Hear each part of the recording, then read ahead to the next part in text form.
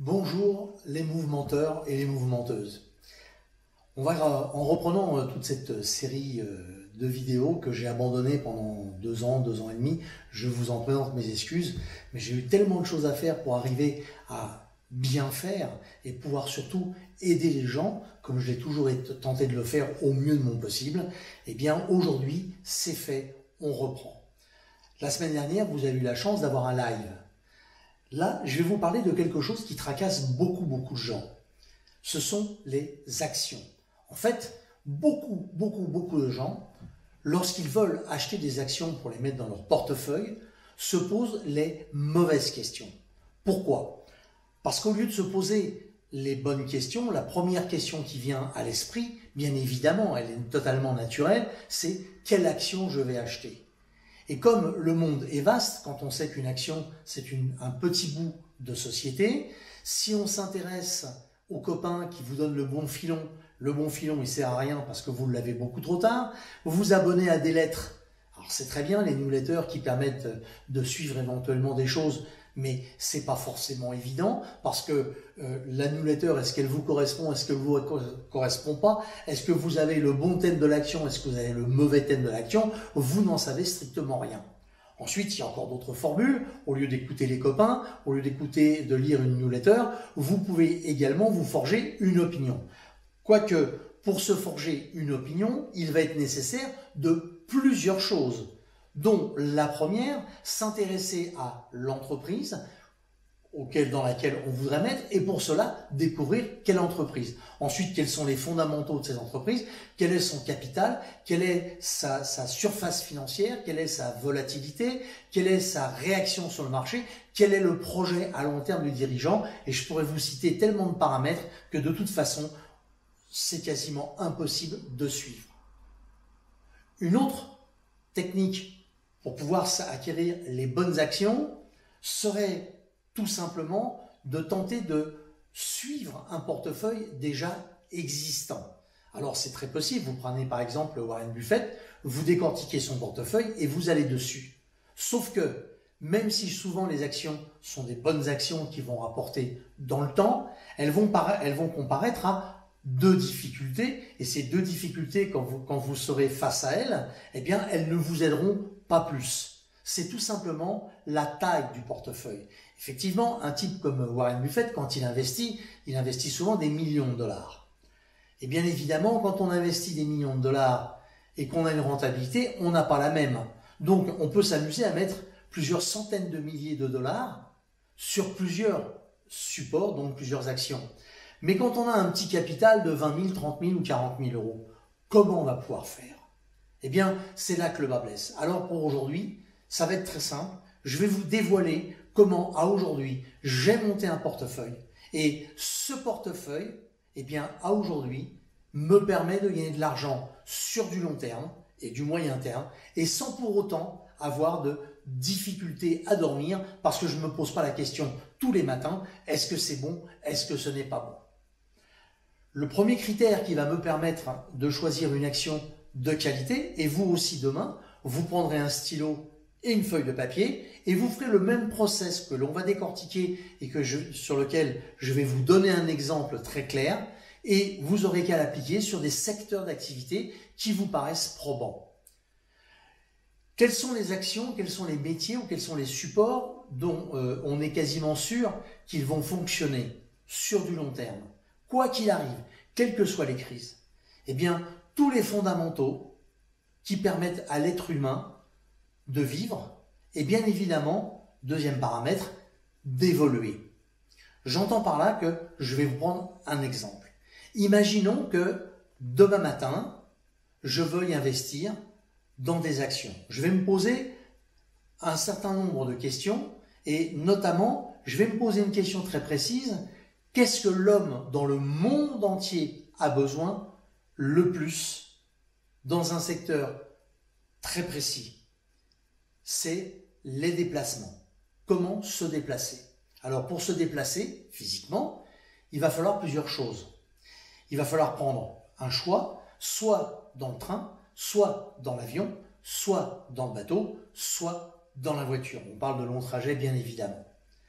Quel est le point commun de ces 4 vecteurs dont on vient de citer les noms? Et on va faire un entonnoir. Donc, vous pouvez dessiner un entonnoir. Au début, vous avez transport. Ensuite, on va mettre les 4 secteurs. Bateau, avion, train, voiture. Quel est le même point fondamental de ces 4 secteurs? C'est avec quelle énergie ils se déplacent. Eh bien, à aujourd'hui, que ce soit lorsqu'on entend les fameux drones qui vont faire taxi dans très peu de temps, c'est demain matin, hein, c'est imminent, ça fonctionne déjà. Après, c'est qu'une question de mise en place et bien évidemment de législation, parce que pour la France, c'est pas gagné. Et puis, il y a un point commun qui est avec l'avion. Donc, à aujourd'hui, on cherche à faire de l'aviation électrique. On commence même à faire des Airbus électriques complètement. Vous irez sur Internet, vous chercherez Airbus électrique. On cherche à le faire. On commence par l'hydrogène, on terminera par l'électricité. On cherche à faire des bateaux électriques. Et bien évidemment, on cherche à faire des voitures électriques. Donc, on a résolu un problème. Quel que soit le secteur auquel je pense, dont on aura le plus besoin dans le temps en termes de déplacement, ils vont tous passer par l'électricité. Et quel est le secteur dans le domaine électrique, bien évidemment pour les moteurs, le plus important? Eh bien, c'est le stockage de l'énergie. Donc, vous voyez, on continue à descendre mon entonnoir. On était sur les transports, on les a ciblés. De là, on a vérifié quel était le point commun de tous ces ensembles qui ne changeront pas. Et on arrive à l'énergie. De l'énergie, qu'est-ce qui me gêne le plus? C'est le stockage. À aujourd'hui, on ne sait pas le faire puisque les batteries sont les plus lourdes à prendre. Alors, qu'est-ce que je vais prendre comme action finalement? Eh bien, je vais avoir 2 choix. 2 choix qui sont les 2 intéressants. Donc, je pourrais très bien en prendre qu'un seul, mais je pourrais très bien prendre l'un des 2, ou je pourrais prendre en partie les 2, suivant le budget que je souhaite mettre à l'intérieur de mon portefeuille. Et qu'est-ce que je vais choisir dans le domaine donc de l'énergie et du stockage? Eh bien, les batteries. Et à aujourd'hui, les batteries, c'est le lithium. Vous savez, les piles-boutons qu'on a dans les téléphones, dans les télécommandes, dans les appareils photo, un petit peu partout. Eh bien, à aujourd'hui, l'avenir, bien évidemment, est dans le lithium. Et le lithium n'est pas très complexe à ramasser. Il y en a même en France. On en a même beaucoup, mais comme on en a dans des lieux qui sont préservés, écologiquement, on ne s'en occupe pas, donc on l'achète à l'extérieur de la France, notamment au Venezuela qui en a énormément. Donc on pourrait très bien se mettre sur des actions pour la terre rare, la première chose qui est importante, qui va donc être le lithium. C'est la matière première de la batterie. Mais on peut également se tourner vers les actuels fabricants de batteries, puisque c'est leur métier fondamental, et que pour eux, le stockage devient une survie. Et le plus gros pour nous en Europe qui fonctionne bien et dont les actions montent régulièrement, pas violemment, mais montent régulièrement, eh bien ce sera l'entreprise Sagem, S-A-G-E-M, que tout le monde connaît, les piles, etc. Eh bien, avec ces 2 facteurs, je pourrais investir soit sur l'un, soit sur l'autre. Et je suis sûr que sur le très long terme, même si à un moment donné il y a une chute, eh bien je vais aller beaucoup plus loin. Pourquoi je vais aller plus loin? Bien, simplement parce que on sait à aujourd'hui que dans tous les cas de figure, et même si on venait à lancer l'hydrogène à très haute forme, dans tous les cas de figure, il faudra bien une pile à combustible. Et la pile à combustible passera par la batterie, et la batterie, soit par les terres rares qui le composent, soit directement par ceux qui vont s'occuper de créer ces batteries. Et donc là, je suis sûr de bien dormir tous les matins, parce que je sais que mes actions, sur un moyen terme ou un long terme, elles vont perdurer et me rapporter de l'argent. Je vais vous donner un autre exemple totalement différent, mais pour que vous compreniez bien ce système d'entonnoir. Cette deuxième fonction que vous pourriez avoir, elle est très simple. On va prendre l'exemple, par exemple, de l'humain. L'humain, pour survivre physiquement, a besoin de 2 choses. De l'alimentation, bien évidemment, mais également de l'eau. On va prendre l'eau et non pas l'alimentation, parce que je ne vais pas rentrer dans le domaine du vegan, du pas vegan, du carnivore, du pas carnivore, etc. Ça m'intéresse pas, enfin ça m'intéresse, mais ça m'intéresse pas dans ce débat-là. Donc je vais prendre l'eau, parce que l'eau, tous les corps humains ont besoin de l'eau. On est composé d'eau, on a besoin de l'eau pour survivre. Alors, comment allons-nous faire pour survivre avec de l'eau?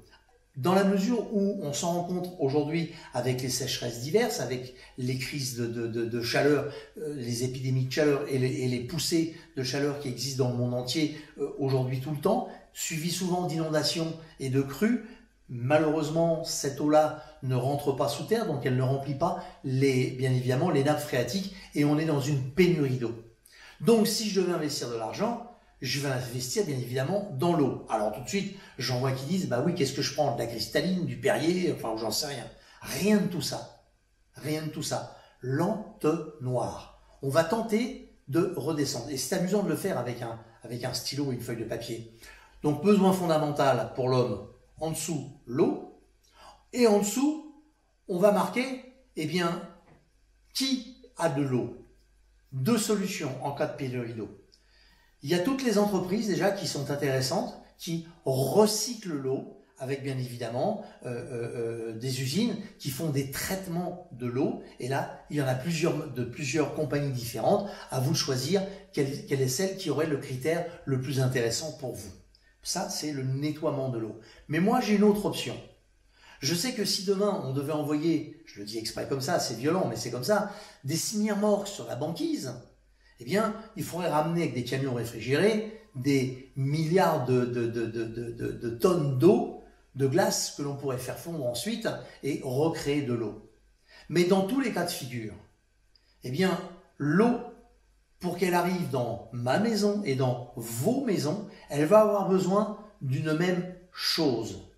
C'est l'embouteillage, c'est-à-dire la mise en bouteille, voire même la fabrication du bouchon qui permet de fermer hermétiquement et que l'eau n'en sorte pas. Eh bien, si demain je voulais investir des actions, j'investirai dans des actions de grandes sociétés qui fabriquent les bouteilles en plastique ou en autre chose demain matin, parce que le plastique sera amené à disparaître. Et on commence déjà à trouver des solutions.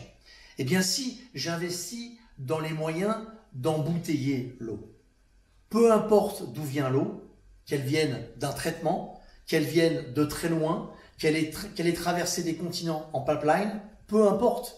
Moi, ce qui m'intéresse, c'est une fois que l'eau est disponible dans un centre énorme, comment faire pour la récupérer? Eh bien, les bouteilles. J'investirai dans des bouteilles. Ou pourquoi pas, dans les bouchons qui ferment les bouteilles, parce que c'est aussi important que tout le reste. Alors, vous voyez le phénomène de l'entonnoir. On part d'un grand principe qui est de quoi a besoin l'homme d'une manière vitale, et lorsque j'ai défini ce besoin vital, je vais tenter de le résoudre le plus loin possible par cheminement, et il va se trouver des étagères à laquelle, eh bien, j'irai, ah ouais, ça c'est pertinent, c'est intéressant. Et je me positionnerai à cet endroit-là. Je vous ai parlé il y a très longtemps dans une de mes vidéos que j'ai faites, que je payais très peu cher l'essence. Pourquoi? Eh bien, de la même manière, dans cette période de crise, payer moins cher de l'essence, c'est pas très compliqué. Il suffit de dire, je mets un budget par exemple de 10 000 ou 20 000 euros dans des actions d'extraction de pétrole brut. Alors il y a plein de sociétés, hein. Pour l'Europe on aurait la France, on aurait Total, mais il y a Mobil, il y en a plein, hein, et il y en a plein d'américaines. Je ne vais pas toutes les citer. Ce qui est intéressant, c'est que ces sociétés-là, de par la raréfaction de la matière fossile qu'est le pétrole, et donc son augmentation constante, et de bien évidemment sa diminution flagrante de production, eh bien l'essence monte toujours. Eh bien si je mets des actions qui me rapportent par exemple 2 000 € par an d'intérêt, de bénéfices sur ce type de placement, eh bien une fois par an, je sors cet argent, et je le mets dans mon budget personnel financier de mes déplacements et je paye l'essence avec. C'est quand même mieux de sortir l'argent de cette manière-là et l'essence me coûte quand même beaucoup moins cher que d'aller le chercher à l'intérieur de mon budget quand j'ai touché ma paye à la fin du mois. Alors, je vais en rester là. Ce que je voulais, c'est éveiller en vous une piste énorme. Cette piste énorme, c'est quoi? Eh bien, c'est de prendre une feuille, un stylo, d'écrire un besoin que vous pensez totalement vital et de le redescendre. Et lorsque vous avez trouvé le type même de l'action que vous souhaitez, eh bien, je vais vous donner une deuxième piste pour compléter ces actions. Vous allez regarder ces actions, qu'elles soient sur le marché américain, donc en dollars, vous ne passerez pas par un broker, ne passerez pas par un PEA ou un livret de compte français. Eh bien, vous allez regarder en plus si cette société distribue des dividendes. Alors les dividendes sont distribués, il y en a des sociétés qui distribuent tous les trimestres, d'autres tous les mois, d'autres tous les semestres, d'autres tous les ans. Pourquoi c'est intéressant? Parce qu'une société qui se porte bien et qui plusieurs fois dans l'année, ou même qu'une seule fois dans l'année, distribue des dividendes. Qu'est-ce qu'un dividende? Elle a fait un bénéfice, l'action est peut-être montée, mais en même temps, aux détenteurs des actions, elle donne une prime. Cette prime est exprimée en pourcentage, donc c'est un petit peu d'argent en plus, ou des fois, ce sont carrément des actions supplémentaires parce qu'elle fait une levée de fonds supplémentaire. Une société qui distribue des dividendes est forcément une société qui va bien. Donc si je pratique la politique de mon entonnoir et qu'une fois que j'ai sélectionné 3 ou 4 produits qui m'intéressent vraiment pour avoir une diversification et que je regarde ensuite cette société si elle distribue ou non des dividendes et si c'est le cas, eh bien là, je peux m'investir avec sérénité. Je serai serein, je n'aurai pas de stress, et je pourrai très bien dormir. Alors, les mouvmenteuses, les mouvementeurs, vous le savez comme moi, le coup du pouce, le coup du commentaire, ça c'est très très important parce que si ça éveille des échos en moi, je vous ferai des réponses à travers cette chaîne et cette vidéo comme je l'ai toujours fait avant que je me mette à la mettre en sommeil, c'est terminé. Et de là, je pourrais faire rebondir cette discussion et vous apporter des techniques différentes, nouvelles, qui pourraient vous aider à vous positionner en étant totalement serein. Donc je vous dis à très très vite. Au revoir les mouvementeurs.